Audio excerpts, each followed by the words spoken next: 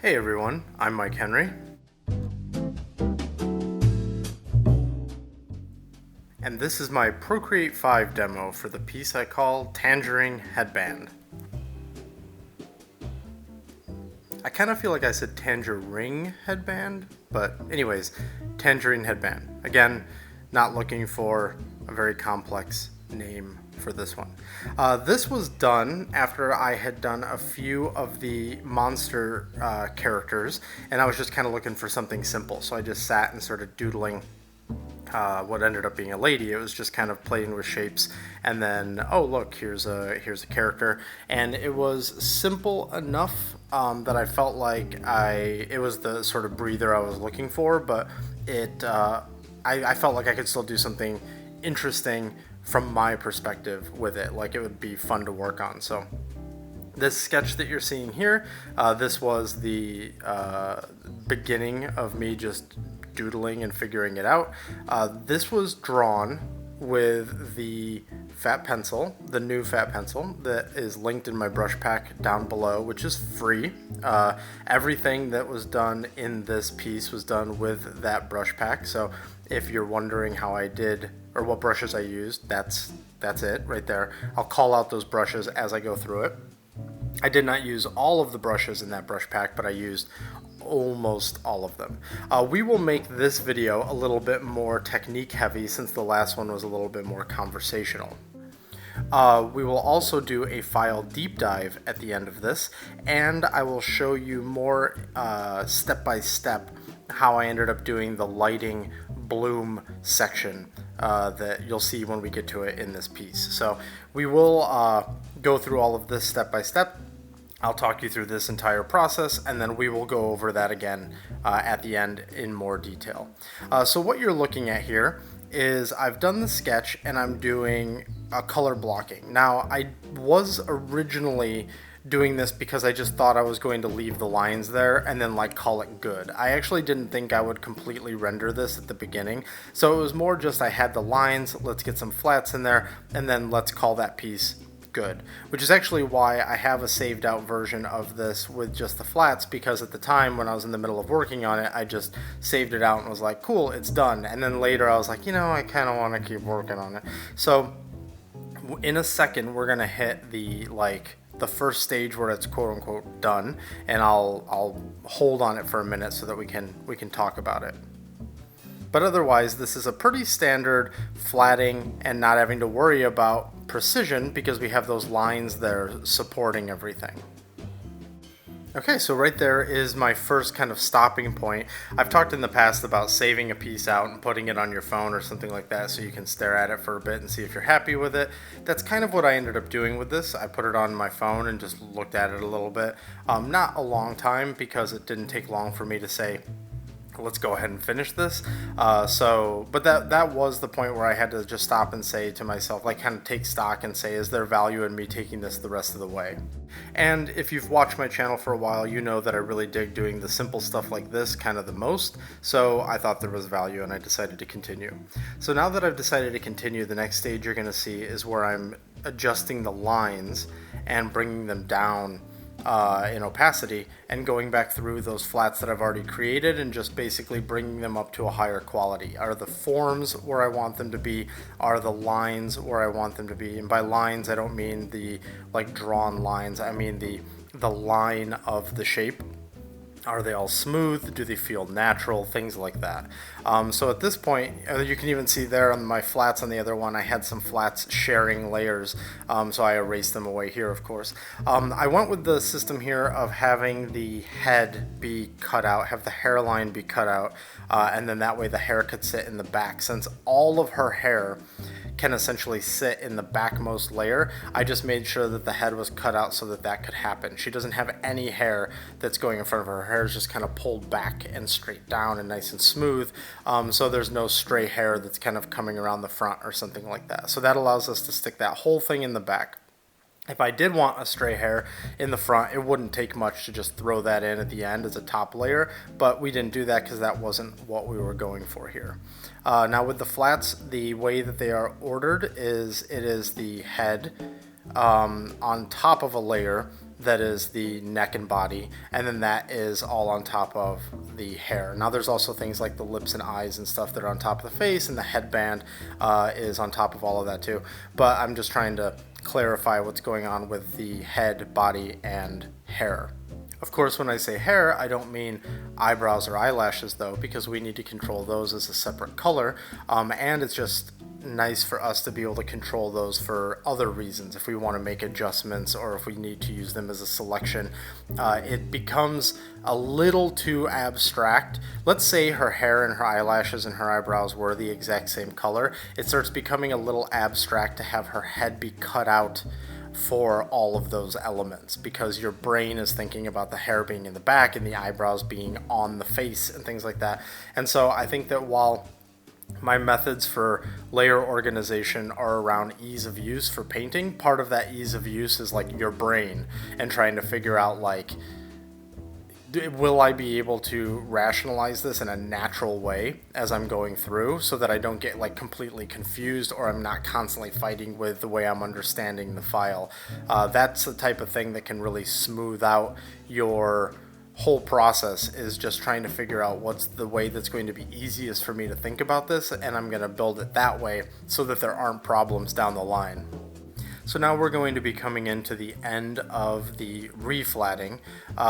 You'll see like the highlight will get put in, and the nose highlight and lip highlight just went away because we'll do a better version of that later. That was just in there as like a placeholder. But those eye glints, even though that I believe changes as well, those are sitting all the way on the topmost so that we can have them unaffected by any type of lighting that we're going to do.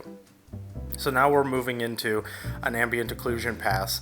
Actually, now that I'm looking at this, I might have the head and neck and body all in the same layer, which is rare for me, but I may have done that. No, I don't think so, because I'm doing the hair right here. So anyways, the point is that we're moving through the layers now. I use a method that I call select paint, select clear, and that is done specifically to save on layer count due to the layer limitations in Procreate. I link a video down below where I sort of describe how, well, not sort of, I describe how to do that method.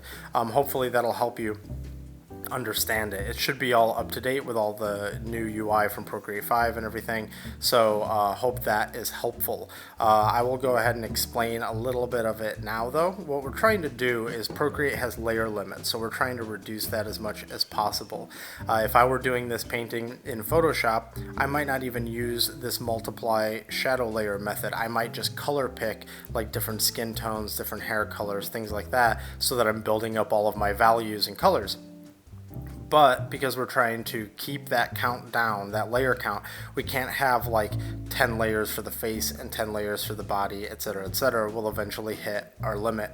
So what we try to do here is a method where we're concentrating all of our lighting layers like basically into a folder, and then all of our flats into a folder. And since those lighting layers have to sit on top of everything else, we have to come up with a nice clean way. Yeah, you can see right there I just manually erased it, so I was actually wrong. I think all of her skin layers are all in the same layer.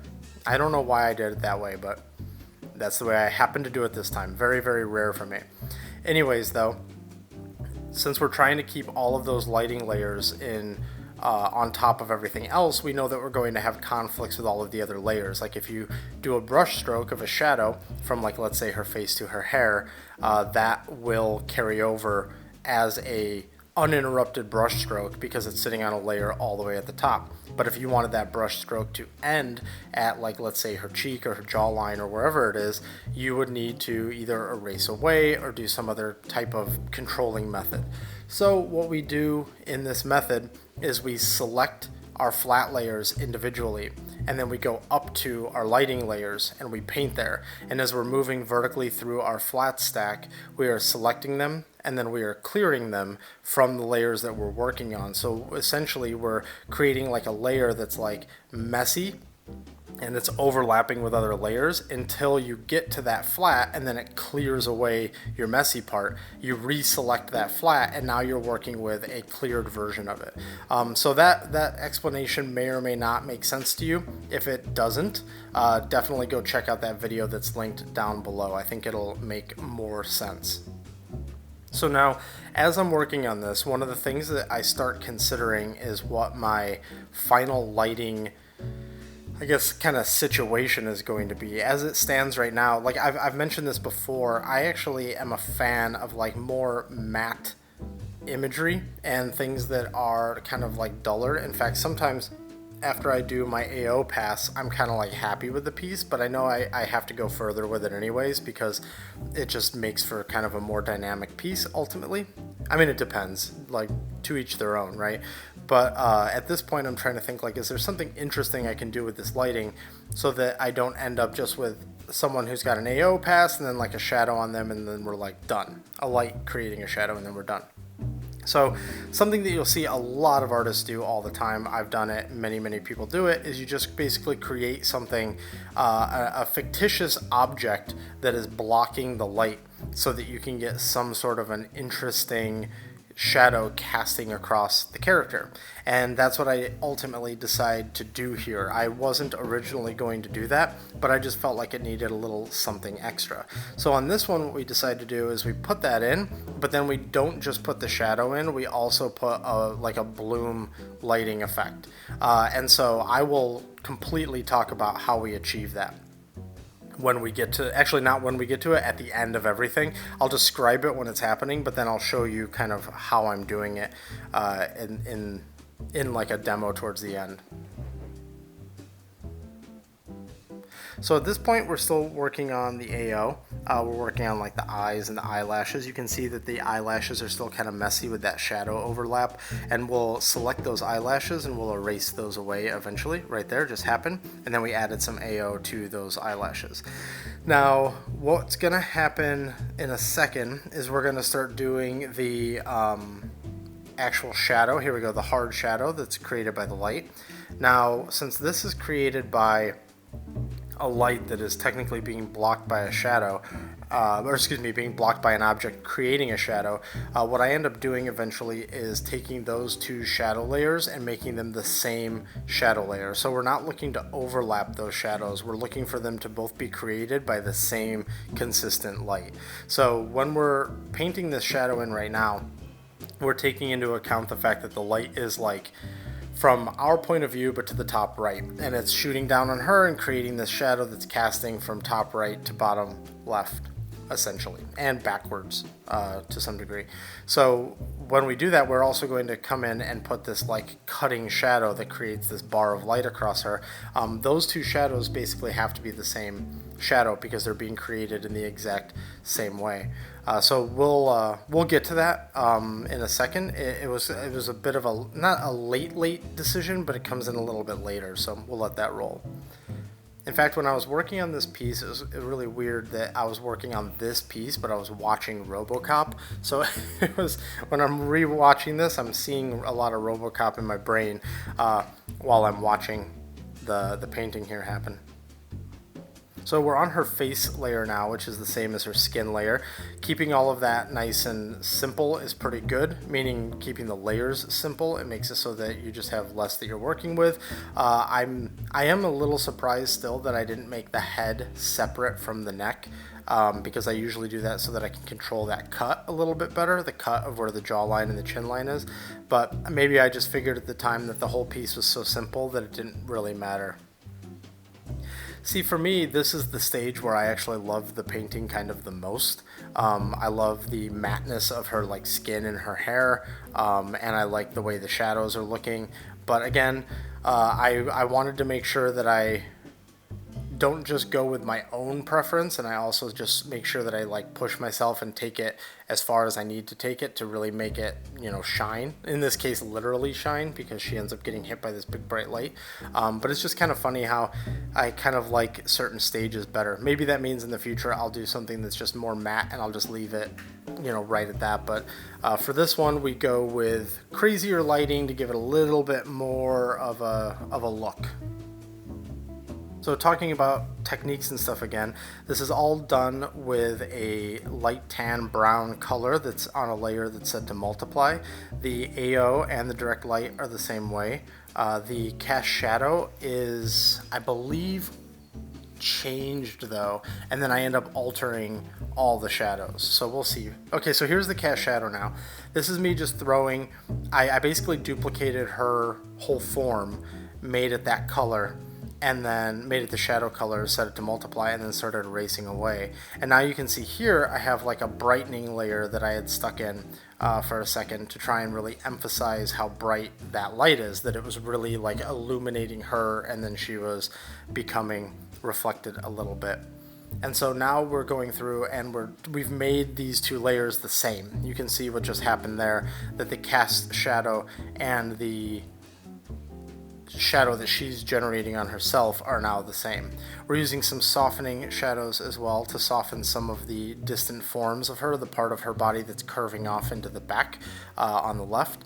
And then we've now made the background also be that replicate basically the shadow that we're seeing cast across her, so that we can now anchor her as being near this wall as opposed to just being in this kind of pinky void. Here we're doing a light. Since we already know we're going to put this kind of bright yellowy light on her, we're going with a bit of a yellowy light for this. This is essentially a pale, like a full bright, just less than 50% yellow. That is just less than 50% in terms of saturation, and then that layer has been lowered in opacity. Now, since this girl's black, her skin and her hair and stuff are darker. So, for instance, if you're looking to have this be just like a 1-to-1, like you just painted somebody who was white and you used 20% for like your lighting layer or something like that, and then you jumped over to somebody who's black and you're like, oh, I'll just do the same settings, that's absolutely not going to work. Obviously, the contrast is going to be different. If you were using maybe like an overlay layer where it's actually responding to the colors underneath and it's sort of self-adjusting, that might be doable. But since we're not doing our lighting layer as anything other than a normal layer, it's completely opaque. So if you go with that bright of a color and you lower its opacity, it's going to stand out way more on a dark surface than on a light surface. So you have to bring that a lot more down. So what we're dealing with here, where you're seeing these significant geometry definitions, basically, this is a super low opacity yellow. This is like, I want to say maybe 10% or something like that. So you have to be really aware when you're handling different surfaces and different people and different things like that, that like all the same rules don't apply. You have to make adjustments all the time. It's not, basically no two surfaces are exactly the same no matter what they are, and you really need to think deeply about how that's going to react and how you're going to represent something accurately. So that's what we're doing here. You can see that even those yellows on her hair that are the brighter shine, those are even a much lower opacity than, say, if her hair was like blonde. If her hair was blonde, those would be almost at 100% so that they would show up, because we're talking about like a yellow on yellow. But since her hair is a super dark brown, almost black, it is like, I don't know, a 20% yellow or something like that, maybe even less, in order to get that to really look right, so that it doesn't look like this garish shine that doesn't make any sense with your lighting scheme. And now we're doing a little bit of blue bounce light in the shadows, like there's sort of like a bluish thing up above her somewhere. And so that's just to try and make sure we're getting some extra definition there without going into some sort of a crazy, hard, bright sublight, like a big, like she's in a club or something and there's like a big purple light or something like that. We actually forego all types of rim lights in this particular piece in order to keep our lighting super consistent and just trying to make it look like it should. Now, I would say maybe the only thing that I could have done was maybe get a little bit of bounce from that back left part of the wall, maybe kind of onto her shoulder or something. I don't know, maybe, but I don't think it's strong enough for that to really be a thing. So right now we are going through and actually, I don't know what we're doing right now. Oh, we're turning everything off apparently. Right, we're getting the bloom on the background. Okay, here we go. We're setting up the bright light hit that's in the light part. So instead of just making it so that the light part isn't in shadow, I'm also making the light part lit. I think that lighting wise you could handle this lots of different ways. You could say that maybe the light coming through is a little bit more diffuse, and then there's also a shadow that's blocking it, so her skin tone and everything and her hair and her teeth and her eyes are all just their like kind of natural color, and then there's shadow. But for this one we decided to go with like, no, that light that's coming in is super bright and it's hitting really hard, and it's actually increasing the contrast now. So instead of just darkening the shadow, we're also lightening where the light's hitting and trying to make that a little bit more extreme.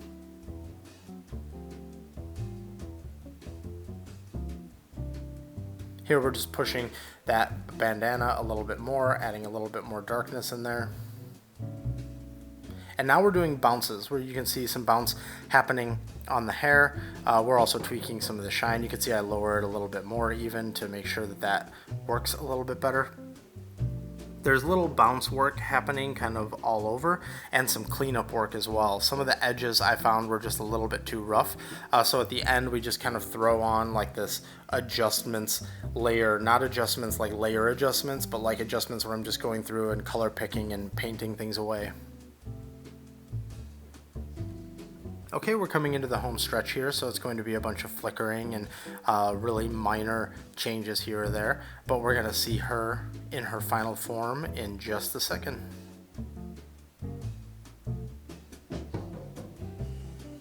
Okay, and that right there is the final version. I can't speak. I was originally going to give her a name and name the piece something with her name in it, but you know, if nobody knows the character, there's no real point in doing that. But if you have the idea for a name, leave it in the comments below. I'm always curious to hear suggestions like that, just because I'm kind of tired of hearing my own suggestions, basically. So let's jump into the actual processy stuff where I just record off screen. You guys can see some of the tricks that I used here. The first thing we're going to do is look at the actual Procreate file. So that's what we've got here. I'll move her to the side so that we can see the layers a little bit more clearly. You can see in this first main group, like usually, we have all the lighting for the figure. Then we have in this folder down here all of the flats. You can see them turning on and off there. And then down here we have all of the background elements, and then of course the background color at the very end. Okay, so let's start talking about what we have here. If we turn this on and off, you can see how dramatically everything changes. Let's actually see why that is. The first folder, we're of course going to go kind of like in reverse, so that we're going to peel it all the way back, and then we'll turn it all the way back on again so that you can see exactly. We're going to kind of reverse through. I think it's better to sort of see how all of the layers come off first. So first that means we're going to turn off the shine in the eyes. Then this is that adjustment layer that I talked about. So I'll toggle it real quick here. You can only see little bits of difference probably, but if we zoom in here on like her neck, you can see right there how rough that initial brush was. And that's great for when I'm trying to keep it rough, but since this illustration over time became more refined, elements like that just had to also become more refined. So let's turn it off though for now. And then this is just my signature. So now I'm going to turn these both back on and turn off that whole folder. We'll go to the next folder. We've got this bloom. You can barely see it. We actually have the bloom doubled up here in order to really get the look that we want. We have the light. This is the bounce light that's in the shadows, which is a blue. You can see it's all the way down to 7% opacity. If we turn it all the way up to 100, that's what we're dealing with. And then we have the big cast shadow. Now, when I turn off the cast shadow, you're saying to yourself, oh, but I can still kind of see the shadow. That's actually not the shadow, of course, that's the lit portion that I mentioned before. So let's go ahead and open up that next folder. You can see this layer right here, which is named layer 40 for complete transparency to whomever else might be looking at this file. That's where all of our light is. It's a bar of light basically. it's set to overlay, and it's set to 47%. So if we crank that all the way up, you can see just how bright that gets, and then we'll turn it to normal. You can see that that's the raw color for it. I'll just undo those changes so we get it back to where it's supposed to be. And then here we have our bounce layers. So if we go in, like for instance on the eyes, actually I think it's even more apparent on the hair. You can see some bounce there. Now, some of the bounce, even though it was all going to be given this bright light afterwards, I was trying to take a little bit into account the idea that there was going to be a lot of light hitting her, and so that some of that bounce would be a little bit amped up. Now we turn off the bounce. We've got these little shiny eye wetness things. Here is the brighter shine. And then here is the lesser lighting or lesser shine, you could say. Okay, moving down one more, let's go to all the shadows. So now we have all the shadows in this layer. We've got a little bit of an extra darkening here on the headband. We have nostrils. I think I pointed out in the past that nostrils, nose holes, these are super important for communicating depth. It's also part of your sort of value scale for your piece. I can't remember what piece it was that I was last talking about this on, but it's kind of like, it's not quite this dramatic, but it's like you look at the piece right now and you understand the forms and you see the shadows. But for me, once those nose holes go dark, it's like, okay, I feel like there's a value anchor, so to speak. I think it also exists a little bit in that ear there with the darkness in the ear, but really it's those nose holes that sell it for me. Man, artists are weird, aren't we? Anyways, so here is the softening that I mentioned. There's this just kind of soft shadow that's rounding off some of those distant shapes. The distant curves, I should say, not the distant shapes. The curves that curve off to the left and into the distance is what I'm trying to get at. Then we've got these supporting shadows. You can see here. This is just to really emphasize like the underside of the nose, some stuff going on in the eyes, some darkening in the ears, and that sort of cave of hair back there. And then we have our AO pass. The only thing really interesting, I guess, maybe to mention about the flats, something that I guess I don't really ever touch on. I talk a lot about skin variation, but funny enough, I very rarely talk about like freckling. And I think that freckling is something that, you know, basically everybody has, and it's an important part of communicating the material. It's the same thing that I've talked about before about how skin variations, having some parts be lighter, some parts be darker, some parts show blood, some parts not. That's all part of really trying to sell the materials. And that's something that I try to do, although I do it in a stylized way. I'm trying to sell the materials as much as I have to. So make sure you're throwing in your like skin freckles and things like that. In my case, they are just a multiply layer. In fact, that might even be the same color as the shadow. You can see I have them turned on normal at 100% there. And then if we turn them back to multiply and then turn down their opacity again, you get something that looks much more natural. And of course, they look really natural once the light starts turning on. So let's just flip everything back on real quick, and then we'll get into the lighting demo. So we've got AO, we've got support shadows, we've got the softening shadows, we've got the nostrils, we've got the headband additional darkening. Then we go into our lighting files. I think the easier way to turn these on, where it makes a little bit more sense, is we turn on the shadow first, then we turn on lighting, shine, the eye wetness, bounce light, and then we turn on our brightening, really trying to emphasize that light.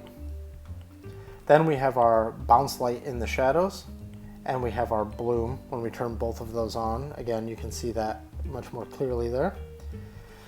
And then we just turn on the things at the end that are the shines and the signature and the little paint corrections and all that kind of stuff. The one thing that I did not talk about was the background, which is this. It's awesome looking, isn't it? But I will just cover basically the premise of this in the demo. So let's jump over to talking about some of the methods in this lighting. So we have a pink dot on a yellow-green background, which you can see right here.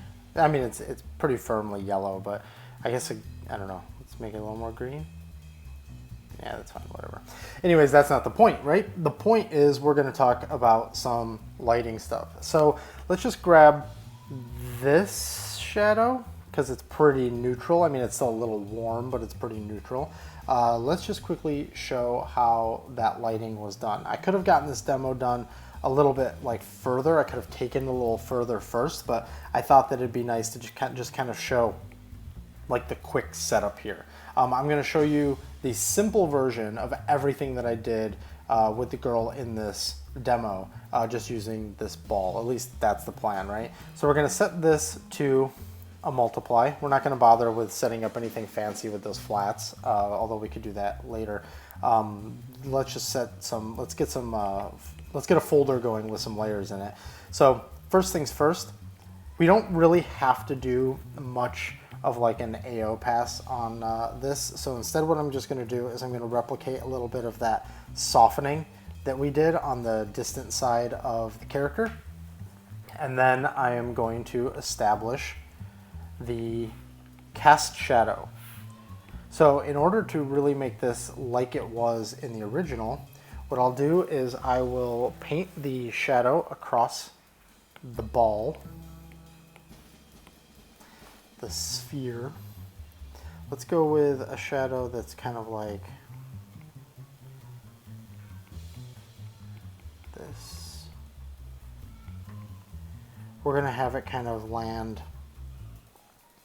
Let's see. We'll just do something like this to make it really obvious. We want to give it enough shadow so that it all reads, all the tricks read, I guess. Okay. Okay, sure, whatever, right? And then in the background,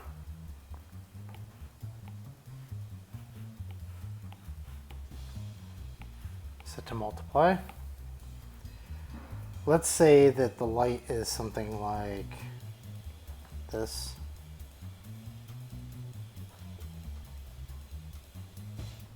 Okay. Actually, just to make this quick, we're going to use solid round so that I don't have to do any type of wrestling with the paint. Oops. Okay, we've got that. Let's actually move that up a little bit.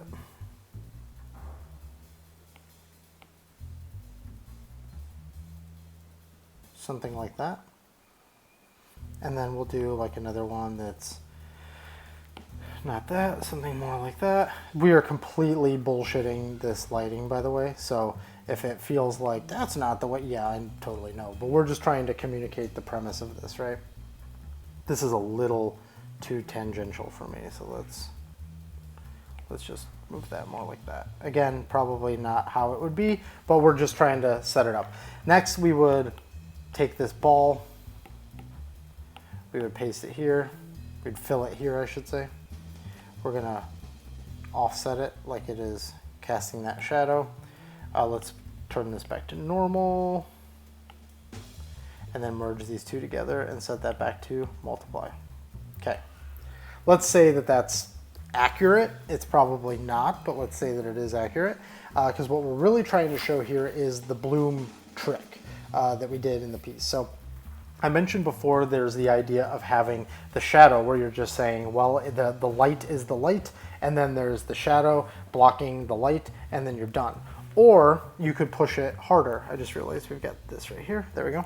You could also push it harder. So how do we push it harder? We could set up a layer here that is a bright color. Let's say, let's just keep it similar to the original. Let's say that it's a yellow, right? So we go with a color like that. It's like a 50% saturation, give or take. And then we will take the ball, we will select it, and we will fill. Boop. Then we select these hard shadows that we have, and then we delete. We say clear. Clear. Now you're going to get some artifacting just because of the way all of this is handled. You want to erase that because that's just going to cause you grief. Okay. Now we'll just set this to, you could set this to a number of things depending on the look that you're going for.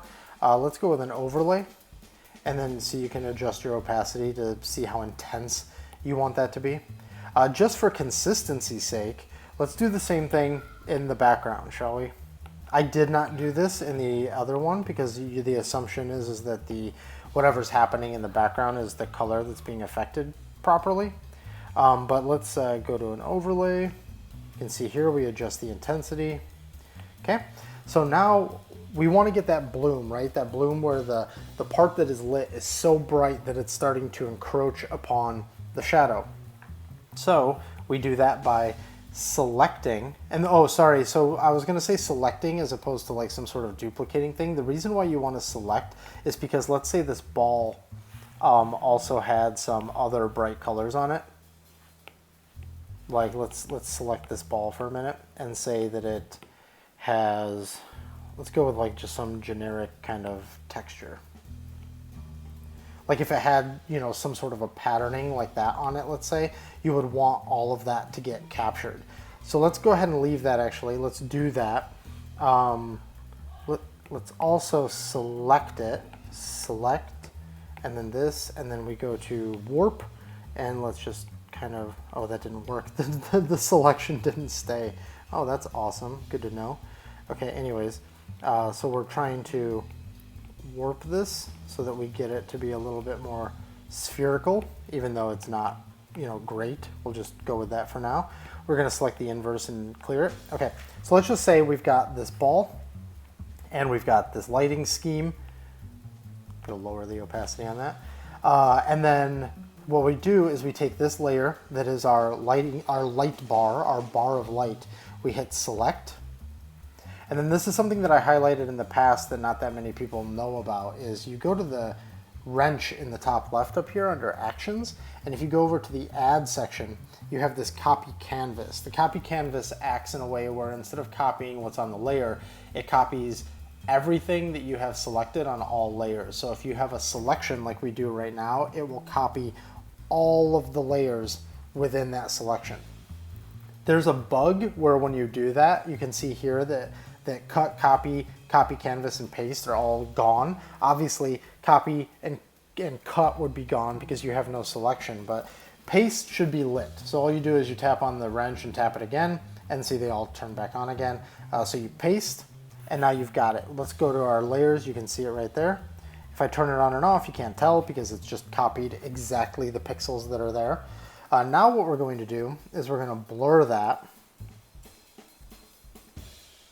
like that. So what you see here is that has now encroached on the darkness. The light is encroaching upon the darkness. And so then what we want is to select the shadows, because we don't want that blurry shit, right? Like on top. We select the shadows, and then we select the inverse of the shadows, and then we clear. So now you can see we have this blooming effect. Now, is that blooming effect the effect that you want? Perhaps. You could also make it more intense by switching this to like an add layer. You can see what we've got now when we switch to add. In my piece, I actually did this and then I duplicated the layer. Although you can see here with this setup, that's just too much. We would maybe, see by the time we adjust it down, we might as well just go with 1. You could also blur this more if you want more encroaching on it, or less, depending on how you really want to sell that. The same thing can be true now with the background. Of course, we want to turn this off. And we want to select this again. Select. Copy canvas. Paste. And then we blur it. Now this one isn't that big a deal to do like anything more than that, but if we just follow our methods just so that we, you know, just so we're being consistent. Oops, I did the wrong thing. Invert and then clear. Now we can set this also to an add, and you can see what happens when you set it to an add. You get that intense line that if you lower the opacity, it goes away. Now we turn the ball back on with all of its lighting, and we have something that resembles what we were going for. Now, you're not done, right? You have to do more here. But this is the step towards achieving it. I would highly suggest doing something where you are pulling some of this light, because that's a really bright color there. Maybe you decide that you're going to also have some sort of an intense green bounce as well that's coming from off screen, and then you can adjust that opacity, and then you maybe reflect that in the background in some way, like, you know, something like that, and then you lower its opacity. But anyways, the point is that this gets you that bloom. If we turn all of that off now, you can see, actually, no, let's not turn that off. If we turn off the lighting ones, you can see that this is what happens when all you do is apply the shadow. This is what happens when you apply the intense light. Now, you don't do this 100% of the time. Figure out your lighting, figure out what you're going for, and then apply these methods to try and really get the look that you're going for. I hope this beautiful piece of modern art has helped you understand the depths that lighting can go. It's just some dumb ball. We are going to now look at some major stages of the piece, just so that you can kind of see how it transitions. I think this is just art brain stuff. It's kind of fun to look at. So here's the original sketch. And then the flat pass.